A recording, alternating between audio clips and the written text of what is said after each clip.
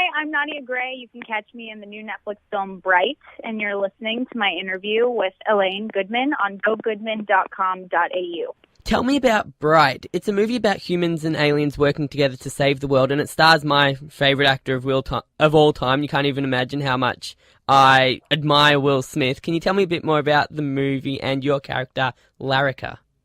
Yeah, so Bright is an action thriller set in an alternate universe, present-day Los Angeles, where orcs, elves, and fairies live alongside humans. And Will Smith's character is on the police force on the LAPD, and he is, for the very first time, being paired with an orc on the force, and that is Joel Edgerton's character. And everything goes awry for them, and that's where the juice is for the plot. My character, Larrica, is an elf, and she has a lot to do with the conception of the trouble for Will and Joel's character. She's a villain, and she kind of gets everyone into some trouble. Yeah. So, as an elf, is it actually you in the film, or is it just your voice? No, it's me. I hope I'm recognizable on some level, but yeah, it's complete transformation. The artists were so incredible. They made these wigs, and we had color contacts and sharp teeth put in, and different, skin tone. It's very interesting. The characters they created visually was so interesting and so much fun to jump into that wardrobe every day. It was awesome. So badass. And it's coming to Netflix on December 22, which is still about 2 weeks away. How do you measure its success with it being on Netflix and not being able to use ticket sales, I guess? Like the new age of measuring success. Right. That's such a good question, and I am not even privy to how that works. I don't know how it's quantifiable, but I know that they are releasing it in select theaters. I think right now, I recently read that it was like 3,000 theaters nationwide. I am not sure. You'd have to ask somebody who has more power than I do, because I'm even curious how they measure that. I have no idea. It might be like subscription growth or just views. I genuinely have no idea. It's speculation on my end at this point. So then when you get the script and sign up for an audition for a movie that I'm assuming they say it's going to be on Netflix, what drew you to it? Oh, my God, everything. Well, Max Landis wrote the script, and I'm a fan of his, and he wrote it for David Ayer in mind to direct.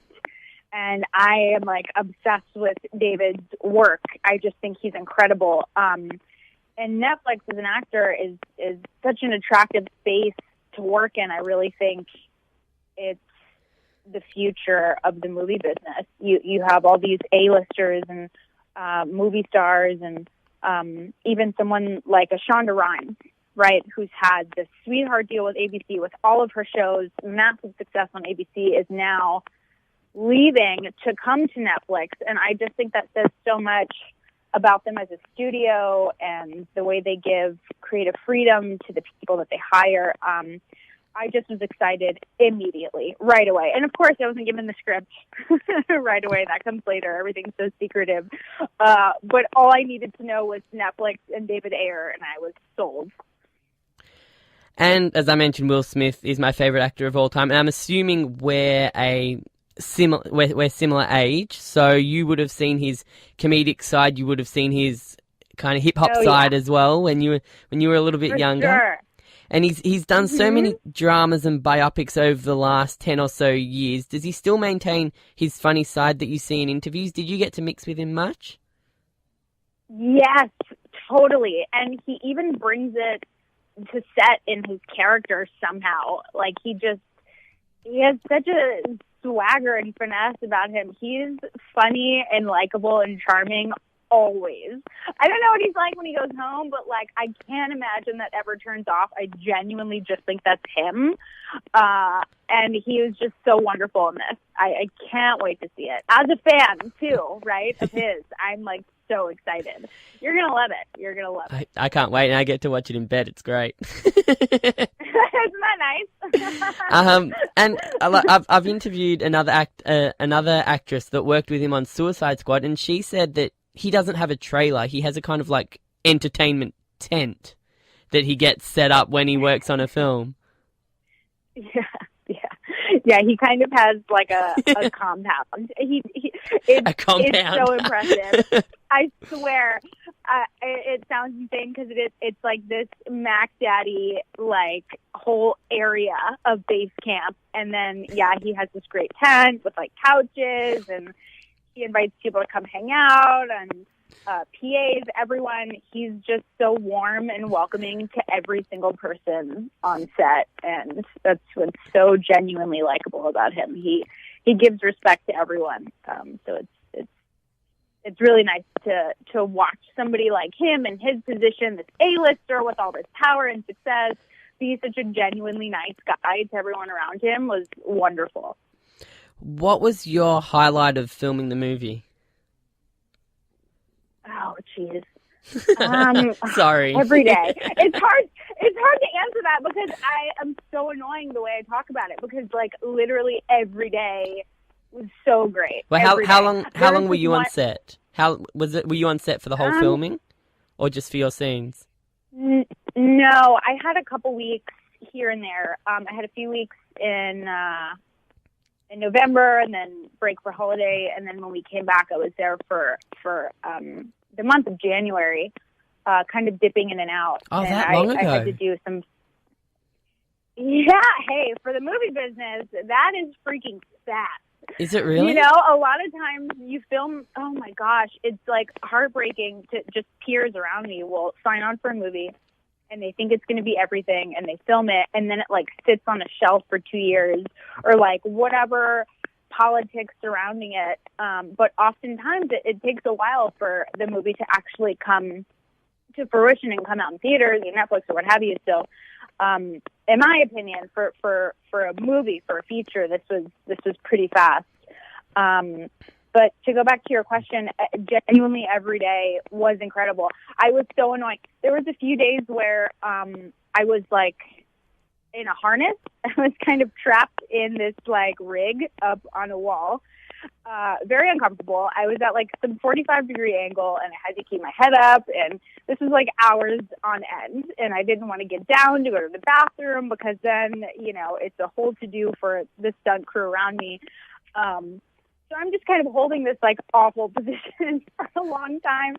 And at one point David comes over and he's like, hey, are you okay? And I'm like, I've never been better. And he's like, I can't tell if you're being facetious. Like, I was so that person, just like psyched to be there every day. So when it comes out, you're obviously, have you seen a final cut, or do you see the final cut when it comes out on Netflix?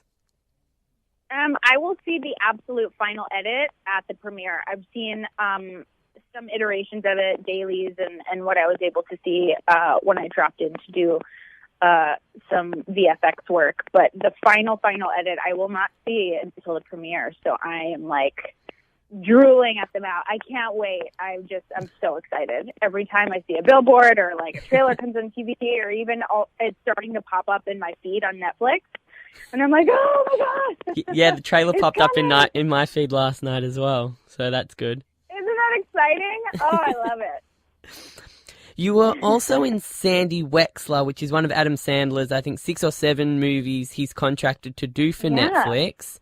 We might have covered this already. Is there more of an advantage releasing a movie to Netflix rather than to cinemas? Do you think further down the track Netflix will replace the cinemas? I mean, speaking purely of my own opinion, I think going to the movies will end up dying off at some point. I know it's like Me personally, I love going to a movie theater. I get the chills if I see a good trailer in a theater, you know. But I just think numbers-wise, it's being proven that less and less people are going. And it used to be like an easy, cheap thing to do, and now tickets are like $20, and you have like a $10 for like a bottle of water. It's just like, I don't know, it's not what it used to be. And I think the quality of content that we have available on any of our devices at home, we get it exactly when we want it. I definitely think that will be the future of viewing.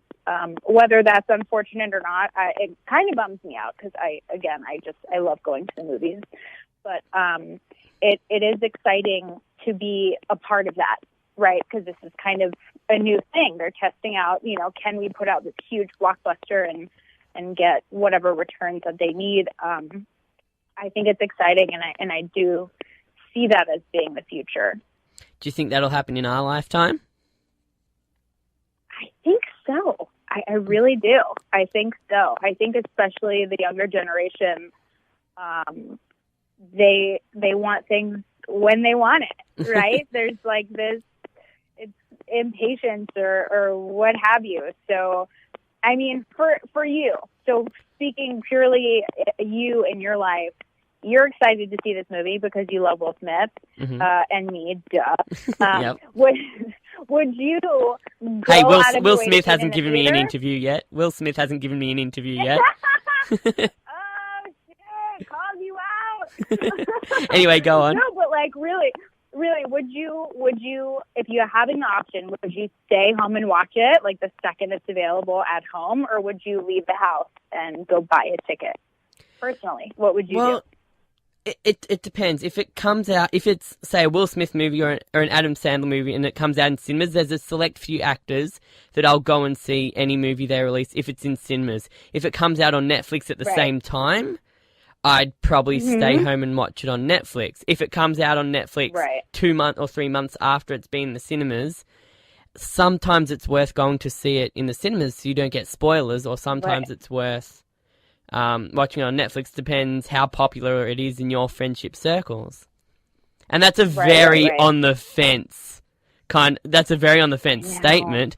But no, I love the cinemas as well, especially, I don't know if you guys have like Gold Class, where you pay a little bit extra and you get recliner seats, you get food delivered to you at certain times of the movies and stuff. So that's always good. You go to that 2 or 3 times a year for certain movies, and like it's great. It's like a luxury. I agree. I think it's wonderful. And I think especially the people that like go out of their way to pay those ridiculous prices are like in love with movies themselves. So I feel like the atmosphere is more respectful. People are really quiet because they really want to pay attention and see. And it's like I agree. It's a wonderful experience. I hope it doesn't ever die, genuinely. No, the ticket prices and food prices are a bit of a hurdle, I think, for most people. Yeah. And just finding the time. That's something I struggle with. Time management. I'm terrible at time management with a job and doing radio on the side and doing, like, oh God, I have a dog at home and everything. So, but it's just, it's finding the time as well to actually go out, catch a bus or get to the cinemas or whatever, and finding someone to go with rather than just lying at home and watching it and then discussing it on social media where you can talk to hundreds of people all at once. Right. Yeah, I'm oftentimes the creepy. I love going to movies by myself. I've been by myself. I didn't mind it. I remember the movies I saw by myself, and I absolutely loved them. I love horror movies, and like nobody else in my friend group likes horror movies. So I often take myself to see a scary movie, and I tell a friend that I did that, and they look at me like I'm a sociopath, but it's a wonderful time for me. So I've recently, over the past kind of year or so, started watching a few different horror movies. Let me ask you this. As a horror fan, do you like the kind of horrors that are genuinely scary all the way to the end? Or do you like the horror movies that are realistic till about 2/3 or 3/4 of the way in, and then the ending is just completely, it's so fake, it's almost funny, it just goes way over the top? Oh, I love them both. I love me, like, you know, a B-rated, like, campy horror where it's, like, so bad that it's funny. But then I love, like, when a really scary movie just, like, ruins my life. And then I'm, like, scared to go to bed. You know, I'm, like, piling boxes in front of my door because I'm, like, scared. I love them both. Depends on what kind of mood I'm in.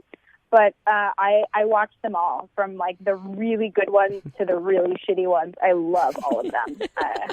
I'm just one of those weird people. I don't know. So, all right, let's go back to the interview, because we only have a certain amount of time, unfortunately. I'm kind of having fun. Well, I am having fun. I'm definitely having fun. Oh, good.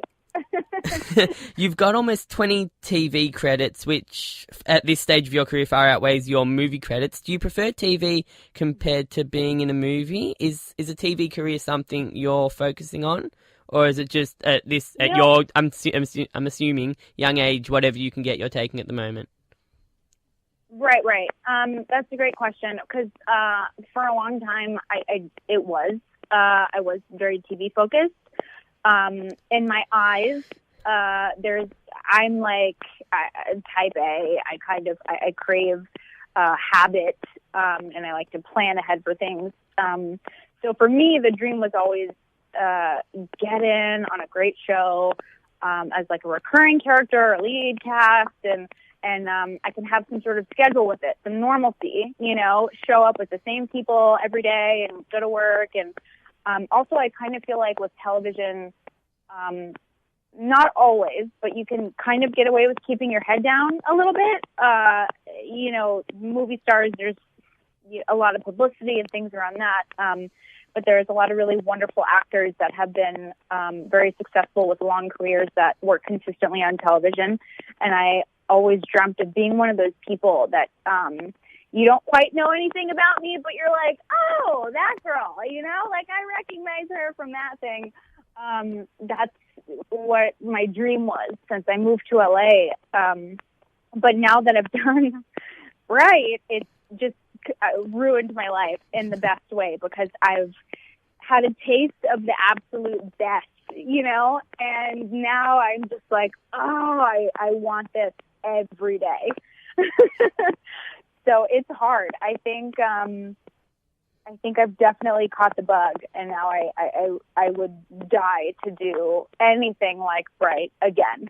It was such a great experience on another level, a whole other level. And it's addicting. It's magical. It's like a fairy tale world, and I want more of it, you know? Can I ask, is this, like, did you actually get to have a bit of a conversation with Will Smith when you were working with him, like just offset or whatever? Yeah, there was I don't remember exactly what we chatted about, but he was definitely friendly and conversational and joking around with everyone. And that was definitely. And that was the first time you've met him? Yeah, it was. What was your icebreaker? What did you open with when you meet Will Smith? What did you open with? The icebreaker, I think, was a lot of the time you meet somebody for the first time in the makeup trailer, and he was already sitting down when it was like my call time into the makeup trailer. So he was sitting in the chair, and I walk into the trailer, and he's sitting down, and I'm like, "Oh, hey, I'm Nadia," and he's like, "Hey, I'm Will," and I just like laughed out loud. I was like, "Fucking, I know, you're Will Smith." You know, and he laughed and I laughed, and I think that was the icebreaker. It seemed so hilarious in my mind that he's like introducing himself. You know what I mean? Yeah. So I think that was what I remember above all else. Oh no, the fan giggle, the famous fangirl giggle. Exactly. I just thought it was so funny and sweet. He like introduced his name like I don't know or something, you know? I don't know why it caught me off guard, and I literally laughed out loud. Let me take you back a few years. In 2012, you appeared on an episode of The Tonight Show with Jay Leno, and I'm assuming it was in a skit. skit? Because they do have that. They had Yes. skits on there. Can you tell me a bit about that? Uh-huh. Can you tell me a bit about that experience? I'm fascinated by like, the history of the Tonight Show, and anyone that gets a chance to be on the Tonight Show, it's just like I can imagine, because we don't have talk shows here in Australia. And the Tonight Show is like the biggest in the world. It must have been an amazing experience. So, oh crap, I'm totally going to bum you out with this story. Oh. So I know. I was so excited. My print agent calls me and she's like, "Can you get to this studio in like 20 minutes?" And in LA, I'm on the other side of town, which is like 7 hours. And I'm like, oh God, like, you know, I'm just hauling ass on my way there. So excited. All I knew was that they needed some cute Middle Eastern girl to do the skit. And that's all I was told, right? So I show up in the studio, and it's like their skits are like pre-taped, so I didn't actually get to meet him or like see the set. It wasn't any of that. It was like a sound stage with like the green background, you know, for like the CGI. And they were doing a bit making fun of terrorists, and I had no idea. And so I get there, and they throw a burqa on me, like, oh God, covering me head to toe. They covered my entire face. I'm doing my makeup in the car, like I gotta be cute, and oh my God, they covered me from head to toe, every inch, and they were like, I don't even know what I was asked to do. It was something really offensive, because it was like there is some satirical something on like a terrorist. And it was like 5 minutes of my life, and I was so bummed out when I left.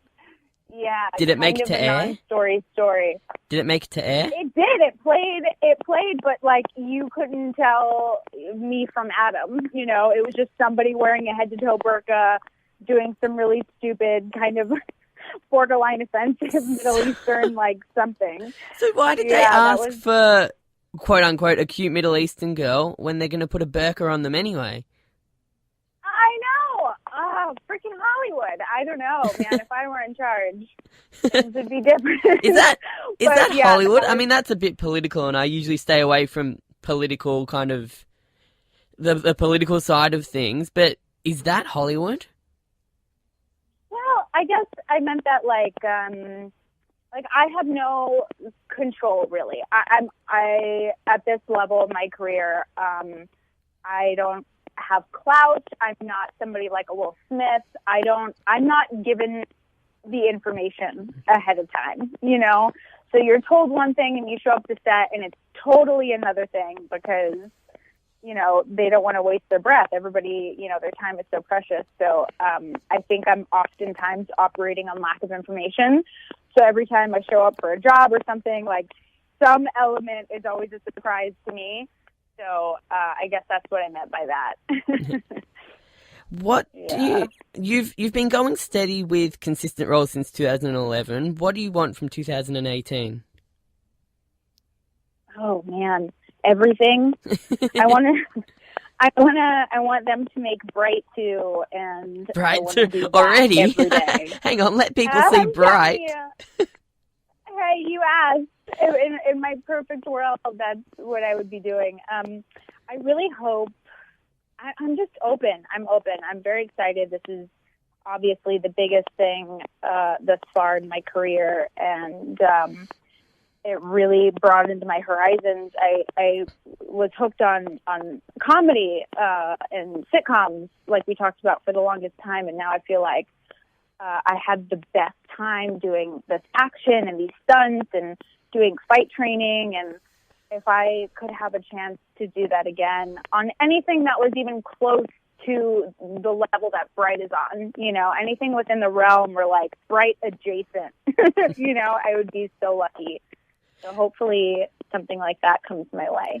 So you've worked with Will Smith. Who's the next person up the totem pole that you want to work with, that would be a dream to work with? Oh, crap. I don't know. That's such a hard question because I'm such a fan of so many people. I was listening to Sarah Silverman. I don't know if that's a random answer or not. I just love her so much. Random is good. I Random think she's is so good. Sweet. I love.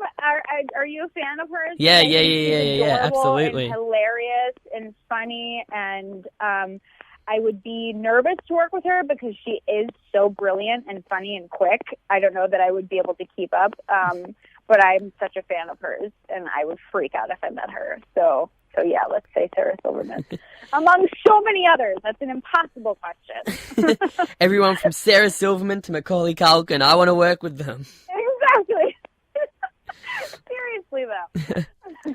Now, this is interesting, and I'm assuming you know about this because you've been in the industry for almost getting close to 10 years.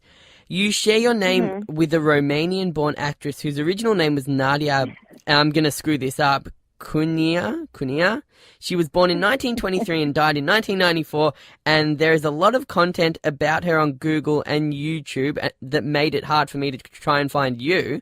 Have you ever crossed paths with someone that's met her or known her? No, and it's actually, it's new. I was married this year and changed everything over, including my professional name. So this is kind of brand new for me as well. And it's such a pain in my ass. This beautiful, like, old Hollywood film star. I don't even know. It drives me nuts. I don't know how to handle it or fix it. I don't know. I guess I need to be more popular or something. But yeah, and she's in really, really famously well-known movies. She did like La Dolce Vita, like, yeah, I don't know. I'm sure that will continue to plague me, unfortunately. Such a pain in my ass because no one shared my name previously, and I don't know. I took that for granted, I guess. What a weird thing to complain about. You've got to find someone that has worked with her so you can find out a bit more about her.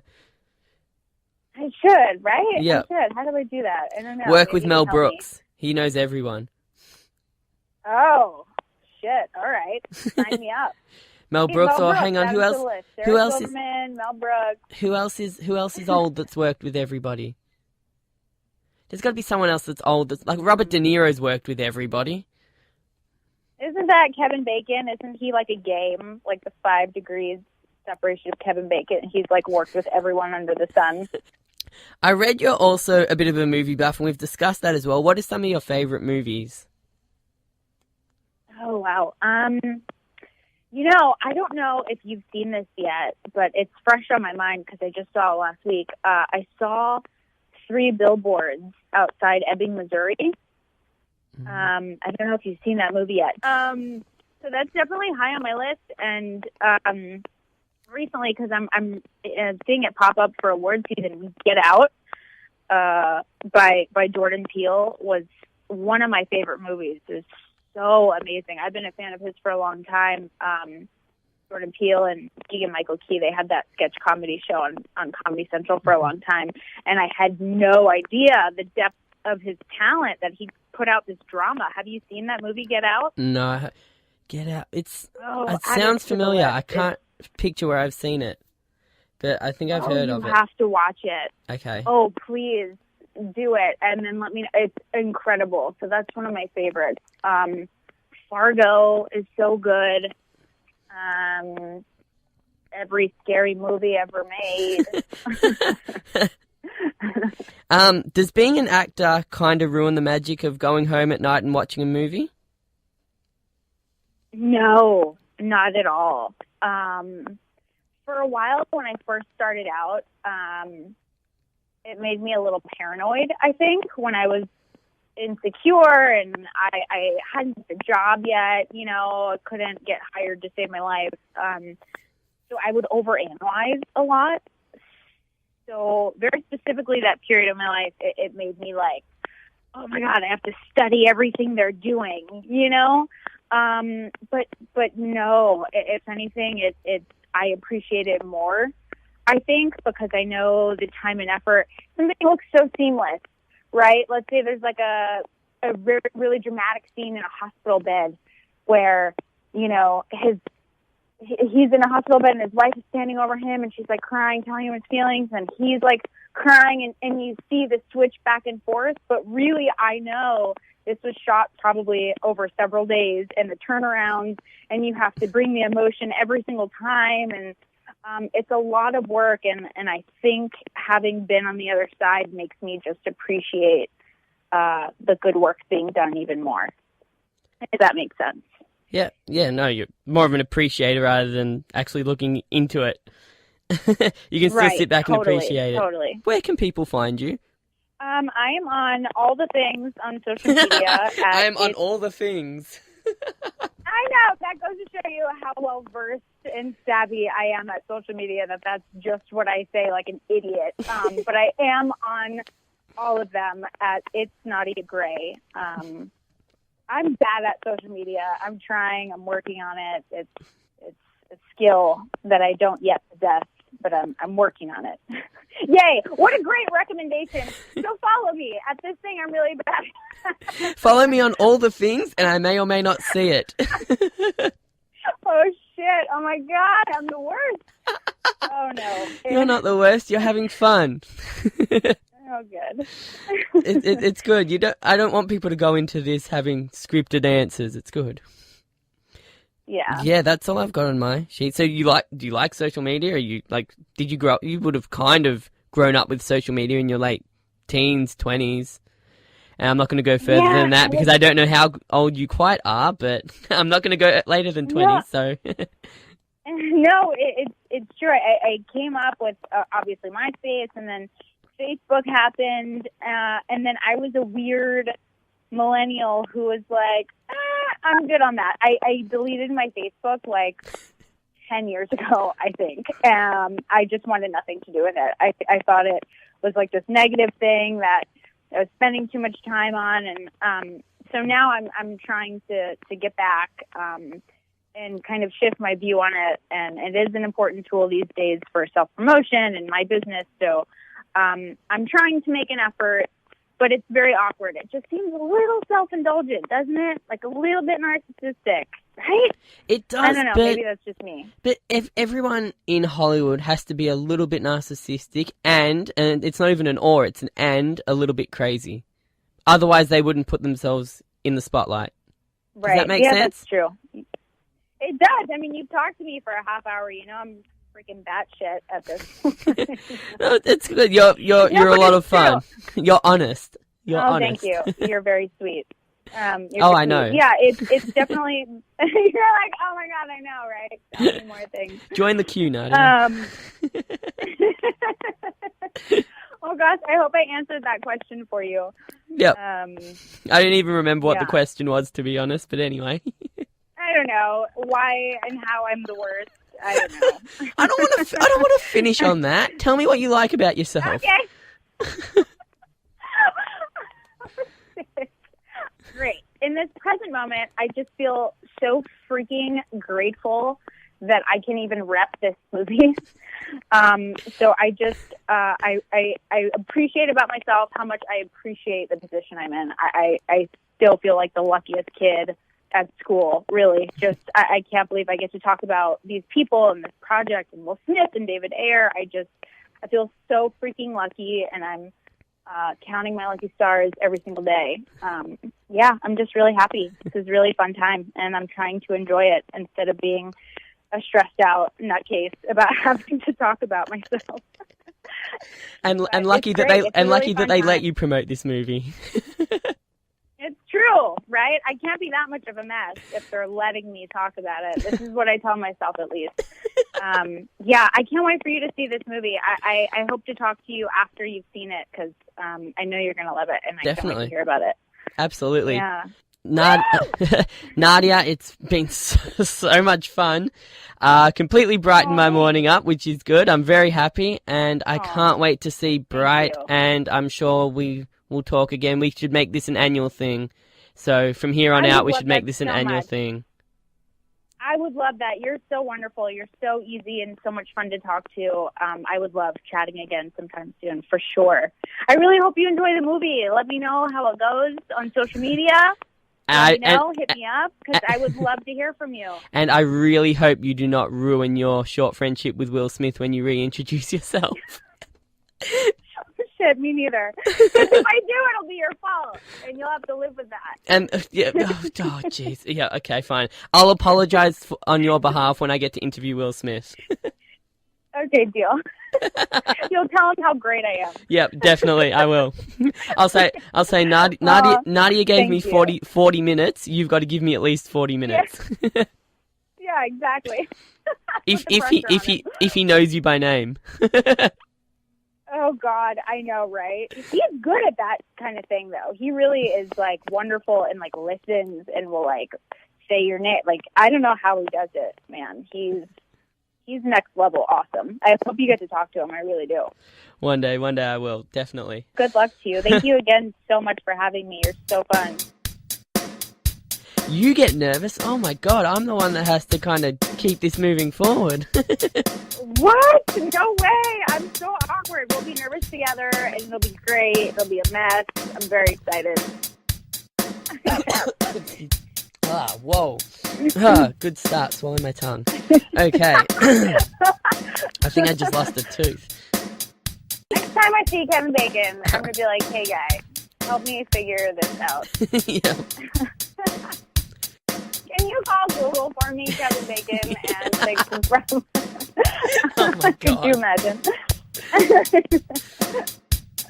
Yeah, is that just that'd be worse than your icebreaker to Will Smith? Will Smith? If your icebreaker to Kevin Bacon was, "Hi Kevin Bacon, can you call Google and get rid of this lady for me?" He would be like this bitch. Oh my God, I really hope Will doesn't remember that. Now we're talking about it. I'm just going to reintroduce myself to him when I see him at the premiere. He would think I was freaking insane. Oh, that'd be hilarious. He's going to be like, this crazy bitch, get her away from me. It's called Three Billboards. Yeah.